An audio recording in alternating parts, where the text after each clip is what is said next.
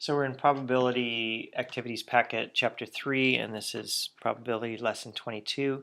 Now we're going to look at what's called the unfair coin problem, and there are some sort of trick coins out there that you can make that are weighted. They weight them so they tend to fall one way than another more often than not. So in this case, this one's weighted toward heads 5/9 of the time. So normally it'd be half the time, but this one comes out a little bit more than half the time on heads. So we're going to look at the outcomes that result from that. So if we toss the coin twice, so we could get heads or tails, and then heads or tails. So there's our two tosses. So we could get heads and heads, and heads and tails and heads, and tails and tails. But the outcomes are not equally likely because of this weighted coin. So we're going to go ahead and put this fraction in here, 5/9, which means 4/9 of the time you get tails. So it's not always heads, but it's more likely. And again, 5/9 and 4/9, 5/9 and 4/9 are the individual probabilities. So if we look at the overall probability of a heads, we have this 5/9 times 5/9, or 25 out of 81 times you would expect to get heads. Or heads tails, 5/9 times 4/9, or 20 out of 81.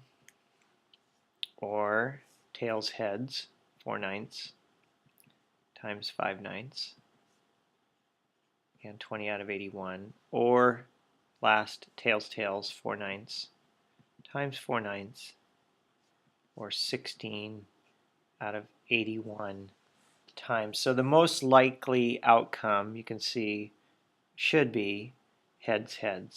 That's our most likely outcome, which it should be if we have a weighted coin and it's weighted toward heads. 25 out of 81 is the most likely scenario. Now tails is the least likely at 16 out of 81. And if we want to just kind of calculate the probability of getting one tail, which are these other two combined, each of those is a scenario where we have at least one tail. We have 20 and 20, or 40 out of 81 is the probability of getting at least one tail in this case. So if we think about kind of actually, if we did this, if we flipped the coin 81 times, how many times would we expect to get tails? Well, our probability tells us how many times we should expect to get it out of 81. It's 16 out of 81 times. If we did flip this coin 81 times, we would expect 16 of them to be tails.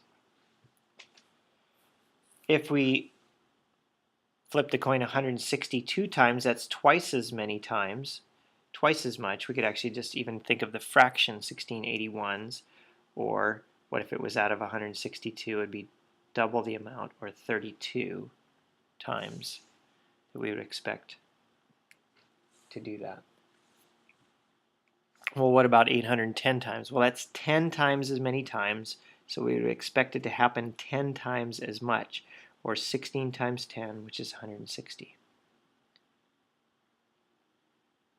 Well, what if we did that 100 times? Whenever you see this 100 times, then I immediately start thinking about percent, because a percent is a number out of 100. So if I go up to my 16 out of 81 and I just calculate what 16 out of 81 is as a percent of 81, let's get a 1 in there, and then we'll get the percent is, I'm going to just go ahead and round that off to 20%. 19.75 is around 20%. So if we did that 100 times, 16 out of 81 is about 20 times, or 20% of the time.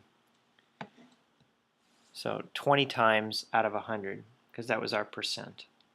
If we did it 200 times, we would expect it to be twice as much, or 40 times. If we did it 50 times, that's half as much, so we'd expect it to be around 10 times.